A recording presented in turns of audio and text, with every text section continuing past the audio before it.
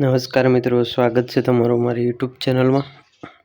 તો મિત્રો, તલાટીની જે હમણાં એક્ઝામ લેવાની છે રેવન્યુ તલાટીની, તો એની ઓફિશિયલ હજી ફાઇનલ આન્સર કે આવી નથી, જેમાં ફક્ત પ્રોવિઝનલ આન્સર કે આવી છે કામચલાઉ। તો ઘણા ઉમેદવારો વોટ્સઅપ પર મેસેજ કરી રહ્યા છે કે ફાઇનલ આન્સર કે ક્યારે આવશે। તો આપણે આજે આ વિડીયોમાં જોવાના છે। તો વિડીયો શરૂ કરતાં પહેલાં જો ચેનલ પર નવા હો અને ચેનલને સબસ્ક્રાઈબ ના કરી તો સબસ્ક્રાઈબ કરી દેજો, જેથી કરીને બીજા નવા વિડીયોના નોટિફિકેશન તમને જલ્દીથી મળી જાય। તો મિત્રો, તલાટીની ફાઇનલ આન્સર કે અંગે આ એક ઓફિશિયલ પરિપત્ર હતો, જેમાં એણે કામચલાઉ આન્સર કી આપી હતી અને એના અંગે જણાવેલું હતું કે કોઈને પણ જો આ કામચલાઉ આન્સર કી અંગે વાંધા હોય તો તે તારીખ 15/9/25 થી 22 સપ્ટેમ્બર 2025 સુધી પોતાના વાંધા અરજીની રજૂઆત ઓનલાઈન કરી શકે છે।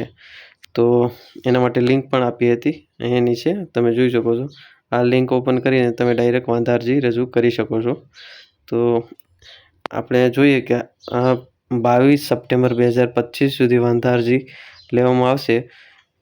એટલે કે જો વાંધા અરજીનું કમ્પ્લીટ થઈ જાય પછી એને ચેક કરવામાં અંદાજિત 10 થી 15 દિવસનો તો સમય લાગે જ છે। ત્યારબાદ જો કોઈ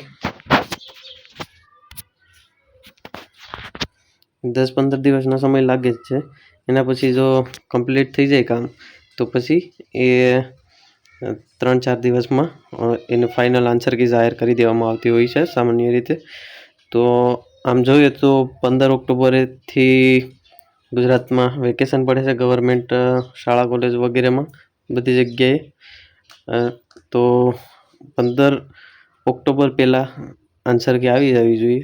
જો 15 ઓક્ટોબર પહેલાં આન્સર કી નહીં આવે તો પછી એને જાહેર કરવામાં સમય લાગશે, જે અંદાજિત નવેમ્બર મહિનામાં આવી શકે છે। પણ 15 ઓક્ટોબર પહેલાં ફાઇનલ આન્સર કી આને આવી જશે।